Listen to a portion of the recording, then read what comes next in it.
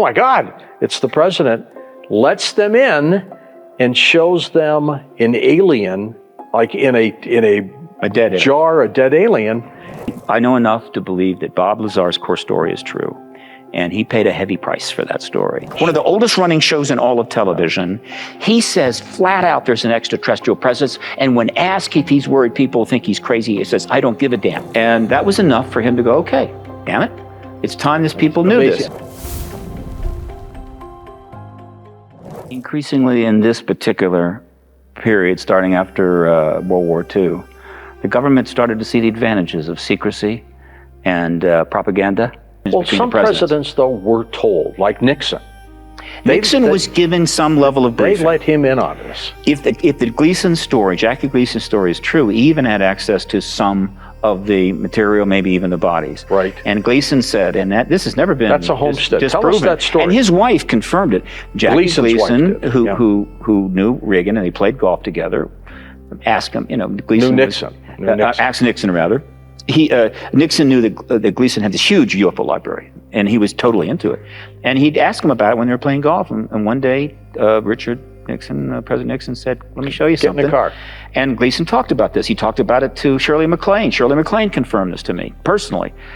So there's another example. And the story is, though, that Nixon took Jackie Gleason to Homestead Air Force Base in Florida. Yeah.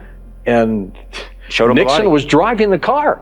He's the president, he's driving the car, and the guy at the gate goes, oh my God, it's the president, lets them in and shows them an alien, like in a dead jar, a dead alien, and apparently Jackie Gleason was in shock. I'm sure he was. I'm sure the guy at the gate didn't know what the president was taking him to. There? I mean, he didn't know. So it's like, okay, the president's going to be able to get in, and once he gets in. So he was having a little fun that night. And this is, if it wasn't about extraterrestrials and the world wasn't in the situation it is, it's all kind of funny.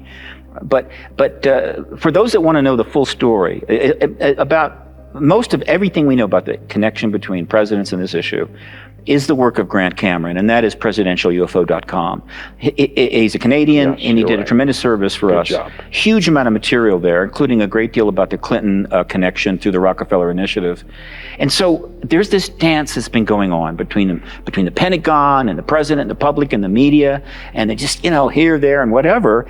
And it's no longer, I think, the music needs to stop. All right, we've been playing musical chairs with this issue for 70 years, including presidents. Pulling out the chair. The music needs to stop. This is too serious, and the implications not only of this reality, but the sequestered technologies that they have been working on and re-engineering for 70 years, they're not available to the public domain. Anti-gravitic propulsion is not available to us, and the energy system in those craft is not available. And we're starting to learn enough about it to know if that technology were brought out, we could solve some major problems, the kinds of problems that stop terrorism and wars. Yeah. But the truth embargo remains, and that technology must be sequestered, because if they brought it out, they know the truth embargo ends. Two more things just happened, then a blockbuster, all right? Matthew Bellamy, who is the head guy of the supergroup Muse, told the story. He said, I believe I'm an abductee. I had a sighting. I had a full day of missing time, and I think I'm an abductee. And Muse, interesting, and this is notable because Muse, and I think he wrote this song, came out with a song about 8 or 9 years ago called Exopolitics. It starts off with When the Zetas Fill the Sky. So that's Matthew Bellamy, a gentleman by the name of Rupert Matthew in the UK, who has written a half a dozen serious books on the extraterrestrial issue, including abduction, was just elected to the House of Commons. Something you tried to do. He's a member of Parliament, ago. Right? Didn't create a problem for him. Yeah. But then here's the big one, right? And why I'm so glad I'm doing this show right now. And this is a major event. It may be the biggest event in the disclosure process and the advocacy since the citizen hearing in 2013. Robert Bigelow founded an organization to investigate this phenomenon in 1995, 3 years before he actually launched Bigelow Aerospace. Okay. So he's already investigating this issue through a group called the National Institute of Discovery Science, with some high-level people on it and the board and so forth. But then he gets into the aerospace thing in 1998. All right? He has a dream. He wants to put habitats in space. He's quite serious. And he's a billionaire. Floating hotels. In 2000, I think it was 2000 or early 2001, he got the chance to make this big move because NASA had to, during that .com, implosion, funding went down. They had to cut that program on flexible habitats. And he bought all the rights and went into engaged NASA in contracts. He's doing it himself. And now, even though he was into the ET issue, which I'm sure made a lot of people at NASA a little nervous, but hey, he's going to put the money in it. He's going to do it. No problem. So he buys the rights and starts putting millions of dollars into research in space habitats. NIDS remains open until 2004. Later on, he gets involved in MUFON for a while, doing some research, put some money in there. NASA, no problem. Yeah. No problem. Probably because, again, he's not pressing us politically, and he's putting all his money in. No big deal. Okay, fine. Now, another 8-9 years go by. He's put $300 million in, and finally, his own money. Finally, the first major breakthrough for Robert Bigelow of Las Vegas comes when NASA agrees to test one of his inflatable habitats on the space station. Now, this is a big deal, right? Huge. Naturally, it's also worthy of a 60 Minutes interview. Yep. Is he was provided the general topics. He wasn't given the questions, and he certainly didn't provide 60 Minutes the answers to anything in advance. But they have to know general topics so the person can reflect on it and have a proper and be interview. A little ready for it. And so Laura, the very nice lady named Laura Logan, she starts the interview, and they talk about his space program and his habitat work and the research. Who has put his involved in the heart space program. Involved in the space with 3 contracts with NASA. He's been a NASA contractor since 2000, right? He's just had the greatest moment of his life in terms of that work. They put it up on the ISS. And now he's asked a question about his ET interest, which he's had plenty of time to think about. Right. Could have denied it. He could have done anything. Yeah. Instead, he literally lays it out there.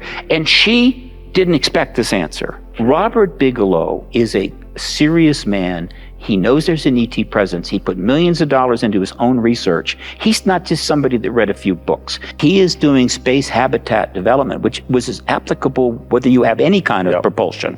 And it's solid research, and it could be very, very helpful. And he knows full well that if this truth embargo had ended 10 years ago, we'd probably have hotels around the moon right now. His work would be fully manifest. And so this truth embargo is driving him crazy, right? And finally, he'd had enough. And so when given the opportunity on one of the most watched shows in television, credible, one of the oldest running shows in all of television, he says flat out there's an extraterrestrial presence. And when asked if he's worried people think he's crazy, he says, I don't give a damn.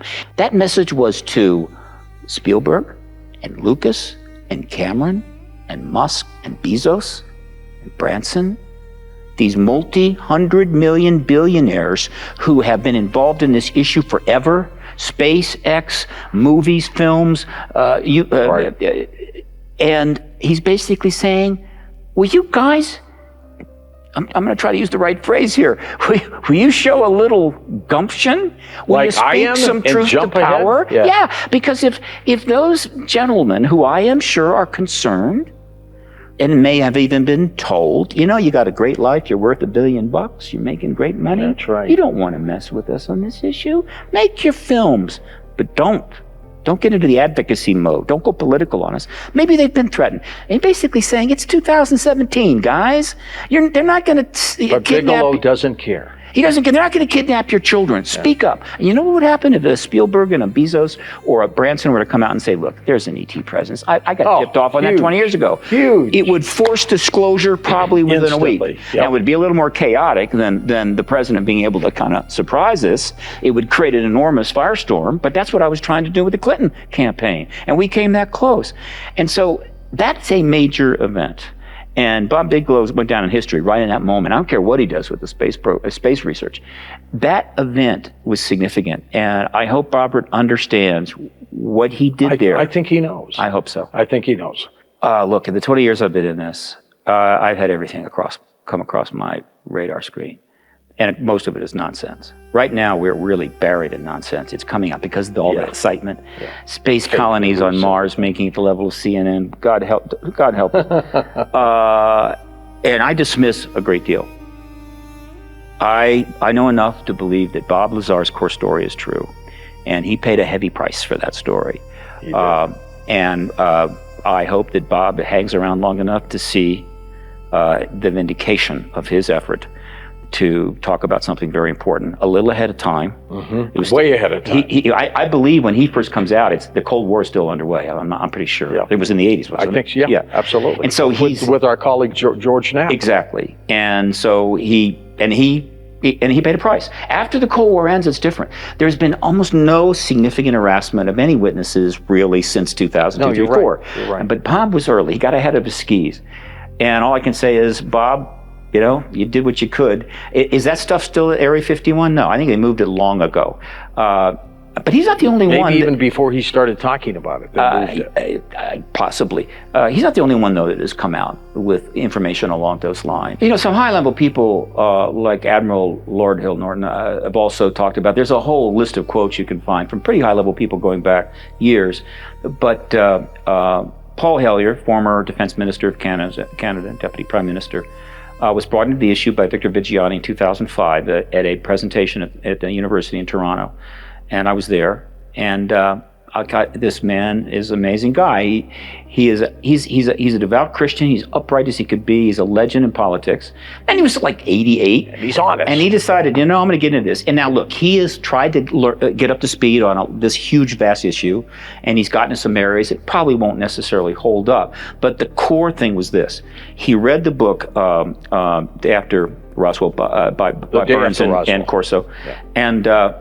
And then he had some contacts. He was the defense minister during the Vietnam War. He called up some of his contacts in the U.S., some of the Army generals, and they confirmed it. And that was enough for him to go, okay, damn it, it's time these people knew this. See, I put him in the category of the Edgar Mitchells, the late Apollo 14 astronaut. Yeah. People who are in the know, credible people who deal with people in government. And they come out with stories. And every time one of them dies, I feel a pretty big pang. We lose something. Well, they didn't live to see this end. Look, when you've got people like Edgar Mitchell and Gordon Cooper, Jesse Marcel are gone, and these would normally be great heroes. These would normally be very, very significant people, and they have all been diminished. Yeah. Because they touched the ET subject and got tossed into the intellectual ghetto that the government created to embargo this issue. And when great men and women like that are demeaned, should be a message to the people in government. It's time to end this game. It is time to tell the truth, or we'll continue to have to diminish great people because the truth embargo uber all. If you enjoyed this, make sure to watch the next video on AwakenZone. Don't forget to subscribe and hit the notification bell, but you won't want to miss what's coming next.